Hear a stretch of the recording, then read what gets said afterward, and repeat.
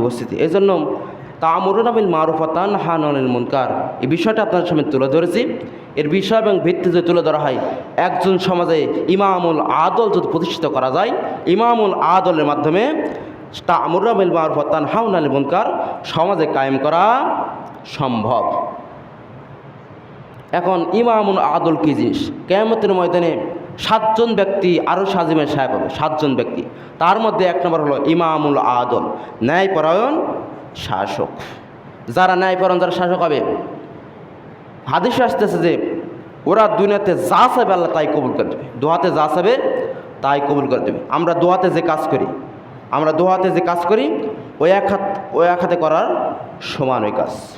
লিদ্দাকারি হাজ্জিল উনসাইন, 2 মেয়ে যা পাবে 1 সন্তান পাবে, সেরকম 2 জনে যে কাজ করবে 2 হাতে, ইমামুল আদল 1 হাতে যে কাজ করবে সেই কাজটা আল্লাহর কাছে কবুল হয়ে যাবে। হযরত ইমামুল আদল সম্পর্কে বলতে গেলে একটা ঘটনা বলা লাগে। হযরত আবু বকর সিদ্দিক রাদিয়াল্লাহু তাআলা যখন মুসলিম জাহানের যখন প্রথম খলিফা যখন নির্বাচিত করা হলো, তখন তার 2 চোখের পানিগুলো দাঁড়িয়ে বেয়ে টপ টপ করে পড়তেছে। ব্যাপারটা কি? হযরত আবু বকর সিদ্দিক রাদিয়াল্লাহু তাআলা কে মুসলিম জাহানের যখন প্রথম খলিফার যখন নির্বাচিত করা হলো, প্রথম খলিফা নির্বাচিত করার পরে খেয়াল করে দেখা গেল 2 চোখের পানিগুলো দাঁড়িয়ে বেয়ে পড়তেছে। ব্যাপার কি?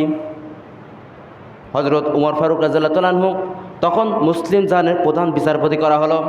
সকলকে নিয়ে একত্রিত করে একটা মিটিং বসানোর, কাকে মুসলিম জাহানের প্রথম খলিফা বানানো হবে। আল্লাহ রাসূলের লাশ তখন মাটি দেওয়া হয়নি, দাফন কাফন সম্পন্ন করা হয়নি, আল্লাহ রাসূল লাশটা তখন রাখা ছিল। এখন প্রশ্ন হতে পারে, হুজুর আল্লাহ রাসূল এত মহান ব্যক্তি, সাজ্জাদুল কোরআন, সাজ্জাদুল মুরসালিন, খাতামুন নবিয়্যিন, রাহমাতুল লিল আলামিন, এর জানাজাটা কে দিল? জানা দরকার আছে না নাই? এত বড় মহৎ ব্যক্তি, এর জানাজাটা কে দিল? হাদিসের ভাষায় আসতেছে আল্লাহ রাসূলের বিশ্বনবী সাল্লাল্লাহু আলাইহি ওয়াসাল্লামের লাশটা রাখা ছিল, বিভিন্ন সাহাবীরা আসতেন এবং নিজে নিজে জানাজা দিয়ে তারপর চলে যেতেন। এতে কোনো সম্মিলিতভাবে তিনার জানাজা হয়নি, কারণ তিনি সাজ্জাদুল কোরআন, সাজ্জাদুল মুরসালিন, খাতামুন নবিয়্যিন, রাহমাতুল লিল আলামিন, মা আমিনা দুনয়নের মণি বিশ্বনবী সাল্লাল্লাহু আলাইহি ওয়াসাল্লাম। তার জানাজা দেওয়ার মতো যোগ্যতা কারো নাই। তিনি যখন ইমামতি করতেন, তিনি যখন দাঁড়া থাকতেন, তার আগে কেউ ইমামতি করার যোগ্যতা কারো হয়নি। আল্লাহ রাসূল অসুস্থ থাকা অবস্থায় হযরত আবু বকর সিদ্দিক রাদিয়াল্লাহু তাআলাকে যখন বলা হলো, আবু বকর তুমি একটু ইমামতি করো, বলতেছে না, আমি বিশ্বনবী সাল্লাল্লাহু আলাইহি ওয়াসাল্লামের সামনে ইমামতি করার সাহস পাবো না। আবু বকর সিদ্দিক রাদিয়াল্লাহু তাআলা যখন মুসলিম জাহানের প্রথম খলিফা নির্বাচিত করা হলো, বাংলাদেশে যখন একজন প্রধানমন্ত্রী, রাষ্ট্রপতি যখন নির্বাচন করা হবে, তখন তাকে জাতির উদ্দেশ্যে ভাষণ দেওয়া লাগবে কি লাগবে না? জাতির উদ্দেশ্যে ভাষণ দেওয়া লাগবে। আল্লাহ নবীর সাহাবী হযরত আবু বকর সিদ্দিক রাদিয়াল্লাহু তাআলা আনহু মসজিদে নববী আছে, মসজিদে নববীর এক ধারে দাঁড়িয়ে জাতির উদ্দেশ্যে ভাষণ দিতে লাগলেন। ভাষণ দিচ্ছেন আর 2 চোখের পানিগুলো দাঁড়িয়ে বেয়ে পড়ে যাচ্ছে। স্ত্রী দাঁড়ানো দূরে দাঁড়িয়ে আছে। ভাষণ শেষ হয়ে গেল, বাড়িতে চলে গেলেন। বাড়িতে চলে যাওয়ার পরে স্ত্রী স্বামীর মুখের দিকে তাকায় বলতেছে, ও প্রাণের স্বামী, আমি খেয়াল করে দেখলাম আপনাকে যখন মুসলিম জাহানে যখন প্রথম খলিফা যখন নির্বাচিত করা হলো, তখন আমি খেয়াল করে দেখলাম আপনার 2 চোখের পানিগুলো দাঁড়িয়ে বেয়ে পড়তেছে। আমি খেয়াল করে দেখলাম, কি কারণটা আমি জানতে চাই। আবু বকর সিদ্দিক রাদিয়াল্লাহু তাআলা আনহু স্ত্রীর মুখের দিকে তাকায় বলতেছে, ও প্রাণের স্ত্রী, আমি যখন বক্তব্য দিচ্ছিলাম, আমি যখন বয়ান করতেছিলাম, রাষ্ট্রের উদ্দেশ্যে যখন আমি ভাষণ দিচ্ছিলাম, আমি আল্লাহ রাসূলের কাছ থেকে একটা কথা শুনেছি, একটা হাদিস শুনেছি, একটা জিনিস শুনেছি। আন আবু হুরায়রা রাদিয়াল্লাহু তাআলা আনহু ক্বালা রাসূলুল্লাহি সাল্লাল্লাহু আলাইহি ওয়াসাল্লাম কুল্লুকুম রাঈ ওয়া কুল্লুকুম মাসউলুন আন রাইয়াতিহি আল আমিরু রাঈ ওয়া হুয়া মাসউলুন আন রাইয়াতিহি আন রাজুলুন রাঈ ওয়া আহলি বাইতিহি ওয়া হুয়া মাসউলুন আন রাইয়াতিহি। ও প্রাণের স্ত্রী, আমি আল্লাহ রাসূলের মুখ থেকে শুনেছি, আল আমিরু রাঈ ওয়া হুয়া মাসউলুন আন রাইয়াতিহি। আল আমিরু প্রত্যেক রাষ্ট্রপতি আমিরকে, একজন যখন আমির হবে, যখন ইসলাম রাষ্ট্র যখন বাংলাদেশে যখন কায়েম হয়ে যাবে, যখন তিনি প্রধান দায়িত্বে থাকবেন, তিনি হবেন আমির। যখন কেউ আমির হবে, কোন রাষ্ট্রপতি যখন হবে তার রাষ্ট্র সম্পর্কে আল্লাহর কাছে জবাবদিহি করতে হবে। কুল্লুকুম রাই ওয়া কুল্লুকুম মাসউল আন রায়াতিহি, প্রত্যেক দায়িত্বশীলকে, প্রত্যেক মা বাবাকে তার সন্তান সম্পর্কে আল্লাহর কাছে জবাবদিহি করতে হবে। প্রত্যেক রাষ্ট্রপতি, প্রত্যেক দায়িত্বশীল তার দায়িত্ব সম্পর্কে আল্লাহর কাছে জবাবদিহি করতে হবে। ও প্রাণের স্ত্রী, আমি কাঁদতেছিলাম, তার কারণ হলো আমার রাষ্ট্রের লোক যদি একজন না খেয়ে যদি মারা যায়, আমার রাষ্ট্রের একজন লোক যদি বিনা কাপড়ে যদি মারা যায়, তাহলে আমি আবু বকর কিয়ামতের ময়দানে আল্লাহর কাছে আমাকে জবাবদিহি করতে হবে। এই জন্য আমি কাঁদতেছিলাম। বাংলাদেশে যখন রাষ্ট্রপতি হয়, তখন রাষ্ট্রপতি যখন ভাষণ দেয়, তখন চোখে পানি থাকে না, মুখে হাসি থাকে? মুখে হাসি থাকে। কারণ যার পকেটের চিন্তা থাকে তার কান্নার প্রয়োজন হয় না, হাসির প্রয়োজন হয়। আর যার জনগণের চিন্তা থাকে তার হাসির প্রয়োজন হয় না, কান্নার প্রয়োজন হয়। কারণ আমার জনগণ সম্পর্কে আমাকে জবাবদিহি করতে হবে আল্লাহর কাছে। আবু বকর সিদ্দিক রাদিয়াল্লাহু তাআলা স্ত্রীকে বললেন যে আমি কাঁদতেছিলাম, তার কারণ হলো কিয়ামতের ময়দানে আমার দায়িত্বশীল সম্পর্কে আল্লাহর কাছে আমাকে জবাবদিহি করতে হবে। একজন লোক যদি না খেয়ে যদি মারা যায়, বিনা কাপড়ে যদি মারা যায়, উলঙ্গ হয়ে যদি মারা যায়, কিয়ামতের ময়দানে আমাকে জবাবদিহি করতে হবে। এই জন্য আমি কাঁদতেছি। হযরত আবু বকর সিদ্দিক রাদিয়াল্লাহু তাআলা মসজিদে নববী বসা আছেন, তিনার কারতলায় ছিল মসজিদ। আর আমাদের কার্যালয় বিভিন্ন মোড়ে মোড়ে, তাই কি না? বিভিন্ন তাদের কার্যালয় মসজিদ হওয়ার কারণ হলো বিচার আচার তিনারা মসজিদে করতে। আজকে আমরা মসজিদে কোনো কলা চোর, পান চোর, যে চোর হোক, যেটার বিচার করবার চাই, মসজিদে করতেছে না। বলে যে ভাই ইমান ঠিক থাকবে না, ওযু থাকবে না, ইমান ঠিক থাকবে না, এই জন্য মসজিদে করার প্রয়োজন নাই, বাড়ি করলেই হবে। মসজিদ নববীতে বসা আছে। সেই সময় প্রধান বিচারপতি করা হয়েছিল হযরত ওমর ফারুক রাদিয়াল্লাহু তাআলা আনহুকে। ওমর ফারুক রাদিয়াল্লাহু তাআলা আনহু আবু বকরের মুখের দিকে তাকায় বলছে, ও আবু বকর, মুসলিম জাহানের প্রথম খলিফা, আপনি আমাকে যে রাষ্ট্রের দায়িত্ব দিয়েছিলেন প্রধান বিচারপতি, অতএব প্রধান বিচারপতির দায়িত্ব আজকে থেকে আমি ছেড়ে দেব, আমাকে ইস্তফা দিয়ে দেন। এই যে ইস্তফাপত্র আমি জমা দিলাম। আবু বকর সিদ্দিক রাদিয়াল্লাহু তাআলা আনহু ওমরের মুখের দিকে তাকায় বলতেছে, ওমর, তোমাকে আমি 1 বছর হয়ে গেল তুমি প্রধান বিচারপতির দায়িত্ব আছো, তুমি কেন দায়িত্ব ছেড়ে দেবে এটা আমি জানতে চাই। ওমর ফারুক রাদিয়াল্লাহু তাআলা আনহু আবু বকরের মুখের দিকে তাকায় বলছে, ও আবু বকর, মুসলিম জাহানের প্রথম খলিফা, আমি দায়িত্ব ছেড়ে দেব তার 1 নম্বর কারণ হলো গোটা 1 বছর হয়ে গেছে একজন মানুষও আমার কাছে কেস করতে আসে নাই। গোটা বছর হয়ে গেছে, 1 বছর আমাকে দায়িত্ব দিয়েছেন, একজন মানুষও কেস করতে আসে না, একজন মানুষও অভিযোগ করতে আসে নাই। আপনার মোহাম্মদ থানা জায়গা কলা চোর, পান চোর, মুরগি চোর, যে চোর হোক, সেদিন সামান্য জিনিসটা আমরা থানায় এসে আমরা কেস করি। হযরত ওমর ফারুক রাদিয়াল্লাহু তাআলা এমন রাষ্ট্রের তিনি দায়িত্বশীল, গোটা 1 বছর হয়ে গেছে, একটাও কেউ কেস করার সাহস পায়নি, কেউ কেস করতে আসে। আবু বকর বলেন, ওমর, গোটা 1 বছর হয়ে গেছে তোমার কাছে কেউ কেস করতে আসেন, তার কারণ তুমি খতিয়ে খতিয়ে দেখেছো কিনা? আবু বকর সিদ্দিক রাদিয়াল্লাহু তাআলা আনহু এই কথা বলার সঙ্গে সঙ্গে হযরত ওমর ফারুক বলতেছে, ও আমিরুল মুমিনিন, ও মুসলিম জাহানের প্রথম খলিফা, আমার কাছে মানুষ কেস করতে আসে নাই, তার 3টি কারণ আমি খুঁজে বের করছি। কয়টি? 3টি কারণ। 1 নম্বর কারণ হলো আমাদের সংবিধানের নাম হলো আল কোরআন। আমাদের সমাজে আল কোরআন আইন প্রতিষ্ঠিত আছে বলে একটা মানুষ কেস করার সাহস পায় না। চুরি করলে কি শাস্তি হবে? কোরআন আছে। জেনা করলে কি শাস্তি হবে? তাই কোরআন আছে। পাপ করলে কি শাস্তি হবে? সে কোরআন আছে। বা খারাপ কাজ করলে কী হবে? এটা কোরআন আছে। এবং খুন খারাপি করলে কি শাস্তি হবে? এটা কোরআন আছে। সেদিন রাজধানীতে আমরা খেয়াল করে দেখলাম, রামিসা নামক এক বোনকে খুন করেনি, ধর্ষণ করে তার কল্লাটা কেটে বাড়ির যে বালতি আছে বাথরুমের মধ্যে, বালতির মধ্যে মাথাটা রেখে দিয়েছে, আর 2 হাত পা কেটে 2 জায়গায় রেখেছে, আর শরীরটা চকির নিচে যে খাট আছে খাটের নিচে রেখে দিয়েছে। হৃদয় বিদারক ঘটনা। সম্মানিত উপস্থিতি, তিনি বর্ণনা করতেছেন যে যিনি মারছেন তেনার বাড়ি হচ্ছে নাটোর, নাম হচ্ছে সোহেল ডানা, তিনি যৌন ব্যবসায়ী। ওই মেয়েটা অনেক সুন্দর দেখতে, তিনাকে অনেক দিন ধরে টার্গেটে রেখেছে। এরপরে জিনার মা, তিনি স্কুলে যাবেন, খুঁজতেছে মেয়েকে। খোঁজার পরে খেয়াল করে দেখতেছে সোহেল ডানার দরজার সামনে একটা স্যান্ডেল পড়ে আছে। বলতেছে, এটা তোমার মেয়ের স্যান্ডেল, এর বাড়িতে আছে নাকি? ডাক লাগছে। ধাকলা যখন খোলা নাই, তখন 999-এ ফোন দেওয়া হলো। 999-এ ফোন দেওয়ার পর যখন পুলিশ ডাকা হলো, পুলিশ এসে খুলে দেখতেছে যে গোটা ঘর রক্তাক্ত অবস্থায়, লাশটা যে খাট আছে খাটের নিচে রাখা হয়েছে, তো হাত পা কেটে 2 জায়গায় রাখা আছে, আর মাথাটা নাই। মায়ের মন তো, মেয়ের পোশাক দেখে চিনতে পেরেছে এটা আমার মেয়ে। এরপর খুঁজতে খুঁজতে বাথরুমের ভিতরে গেল, যাওয়ার পর খেয়াল করে দেখতেছে বাথরুমের ভিতরে কল্লাটা রাখা আছে। এরকম নজির আমরা দেখতেছি। তার বিচারও ফাঁসির রায় দেওয়া হয়েছে। স্ত্রী এবং স্বামীকে দুইজন মিলে মেরেছে। সম্মানিত উপস্থিতি, এই জন্য কোরআন আইন আমার বাংলাদেশে বলতেছে আমাদের কেস নিয়ে না যাওয়ার 1 নম্বর কারণ হলো আমাদের দেশে কোরআনের আইন চালাচ্ছে। আবু বকর সিদ্দিক রাদিয়াল্লাহু তাআলা উমরের মুখের দিকে তাকা বলছে, ওমর, কেস নিয়ে না যাওয়ার 2 নম্বর কারণ তুমি বলো তো। বলতেছে 2 নম্বর কারণ হলো আমাদের জনগণের মধ্যে, আমাদের মানুষের মধ্যে আদর্শ ভালোবাসা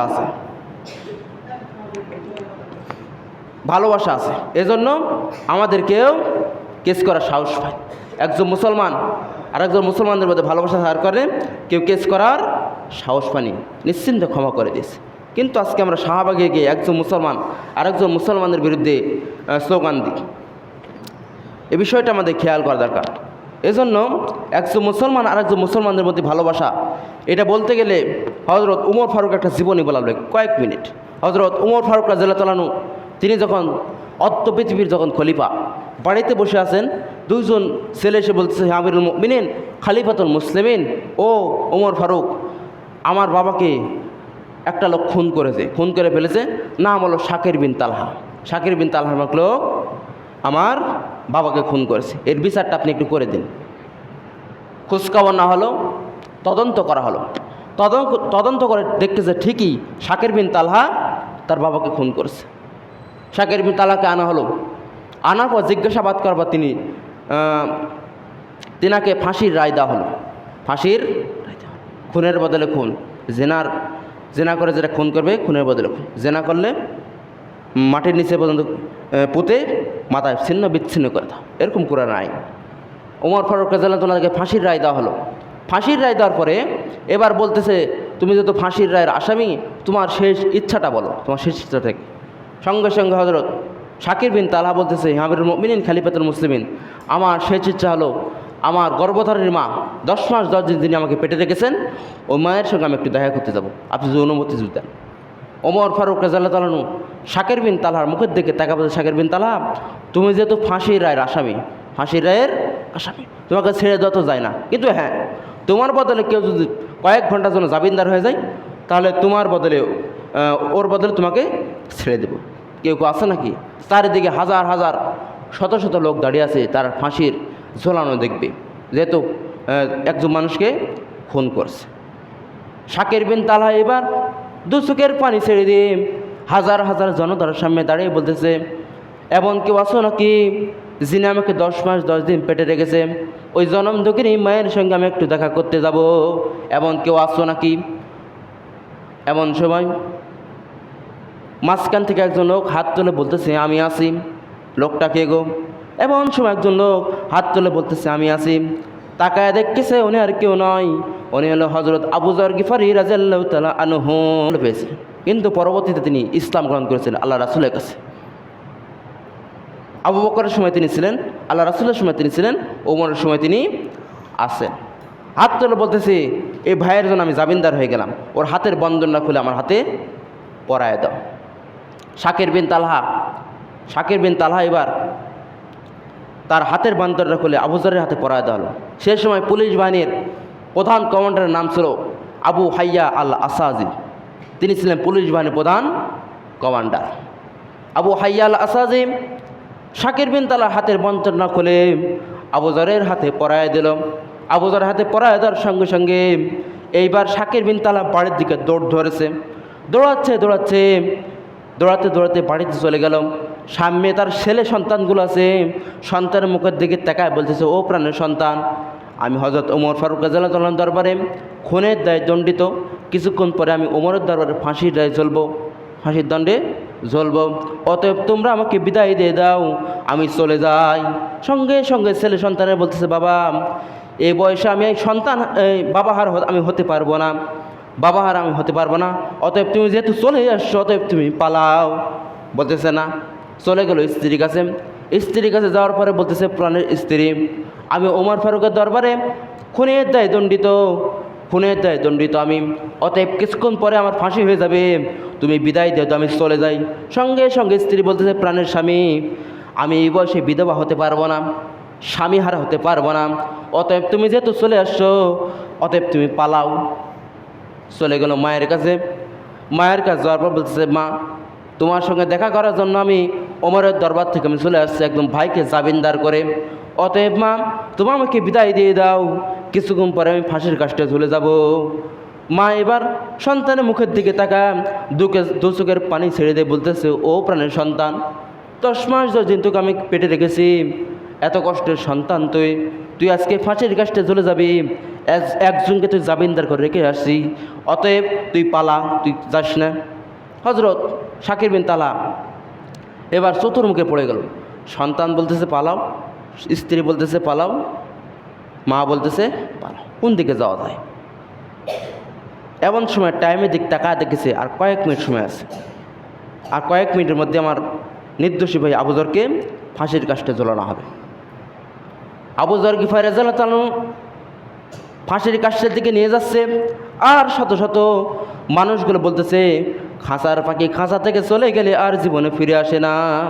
সকল মানুষ বলা বলি করতেছে, কী জন্য তুমি ওর জামিনদার হয়ে গেলে, ওই কি আর আসে? দোকানে যখন বাকি হয়, আমাদের দোকানে বাকি হওয়ার পর তো 500 টাকা বাকি হয়, বলে যে ভাই আমি বাইরের থেকে না এক্ষুনি দিচ্ছি, বলতেছে তোমার সঙ্গে যায় তোমার বাড়ির থেকে টেকালে তারপর আসবো, তোমাকে একলা ছেড়ে দেবো না, তুমি আর আসবে না। একদম এখনকার মানুষের উপর কোনো ভরসা নেই। হজরত শাকির বিন তালহা দৌড়াচ্ছেন, পিছনে পিছনে সন্তানগুলো আব্বা আব্বা করে ডাকতেছে, ও বাবা একটু থামো, তুমি যেও না। সন্তানের মুখের দিকে না তাকায় শাকির বিন তালহা আগের দিকে অগ্রসর হচ্ছে, দৌড়াতে দৌড়াতে এই যে আবু যরকে যে রেখে গেল, তাকে ফাঁসির কাষ্ঠের যে পোশাকগুলো সবগুলো পরায় দেওয়া হলো। পরায় দেওয়ার পর এবার টানতে টানতে জল্লাদ ফাঁসির কাষ্ঠের দিকে নিয়ে যাচ্ছেন। ওমর ফারুক পাশে দাঁড়ানো আছে। এমন সময় হাত তুলে বলতেছে লাব্বাইকা সাদাকা আমিরুল মুমিনিন, আমি আছি, আমি আসতেছি, আমার নির্দোষী ভাই আবু যর হাতের বন্ধনটা খুলে আমার হাতে পরায় দিন। ওমর ফারুক বলতেছে কে গো? তাকায় দেখতেছে যাকে আমি ছেড়ে দিলাম কিছুক্ষণ আগে, সে শাকির বিন তালহা আবার ফিরে আসতেছে। সম্মানিত উপস্থিতি, দেখেন কি হয়। শাকির বিন তালহা এবার চলে আসলেন, আবু যর হাতের বন্ধনটা খুলে শাকির বিন তালহার হাতে পরায় দেওয়া হল। এবার শাকির বিন তালহাকে ওমর ফারুক জিজ্ঞেস করতেছে, তুমি তো চলে গেছা, তুমি তো বেঁচেই গেছা, তুমি কেন ফিরে আসলে আমি জানতে চাই। শাকির বিন তালহা এবার ওমর ফারুকের মুখের দিকে তাকায় বলতেছে, আমিরুল মুমিনিন খলিফাতুল মুসলিমিন, আমার মাধ্যমে গোটা পৃথিবীর মানুষ জানতে পারো একজন মুসলমান আরেকজন নির্দোষ ভাইয়ের প্রাণ বাঁচানোর জন্য যখন তখন যেখান থেকে সেখান থেকে আসতে পারে। একজন নির্দোষ ভাইয়ের প্রাণ বাঁচানোর জন্য যখন তখন যেখান থেকে সেখান থেকে আসতে পারে। আমার মাধ্যমে গোটা পৃথিবীর মানুষ যেন জেনে নেই একজন মুসলমান আরেকজন মুসলমানদের প্রতি ভালোবাসা যেন থাকে।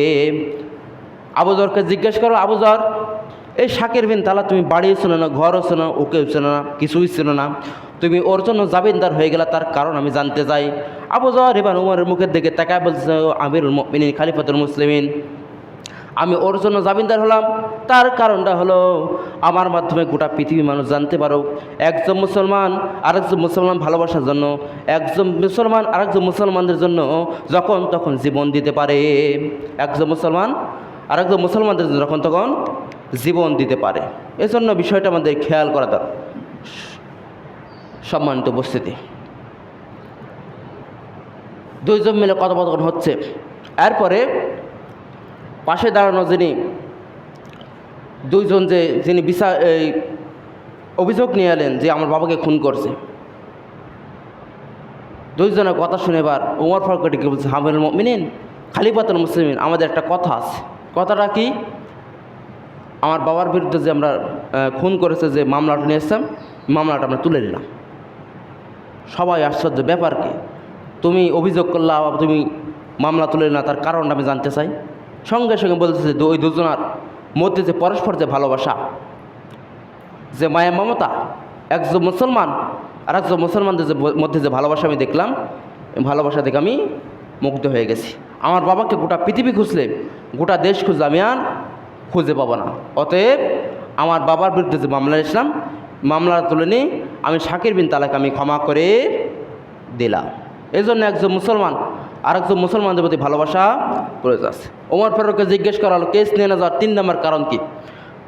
ওমর ফারুক এবার বলতেছে 3 নম্বর কারণ হলো তা'মুরুনা বিল মারুফ ওয়া তানহাউনা আনিল মুনকার। আমাদের সমাজের মধ্যে ভালো কাজের আদেশ এবং খারাপ কাজ থেকে মানুষ কীভাবে দূরে রাখা যায়, এই বিষয়টা আমাদের সমাজে কায়েম থাকার কারণে একটা মানুষ কেস করার প্রয়োজন হয়নি। সামান্য শেষে যারা আসছেন তাদের উদ্দেশ্যে আবার বলতেছে, আমি সমাজের শেষের দিকে আমি কুরআনুল কারীমের 3 নং সূরা সূরা আলে ইমরান 110 নম্বর আয়াত তেলাওয়াত করেছি। এর প্রেক্ষিতে ভালো কাজের আদেশ এবং খারাপ কাজের নিষেধ এ সম্পর্কে বলতে গিয়ে হযরত আবু বকর সিদ্দিকের জীবনী তুলে ধরেছিল।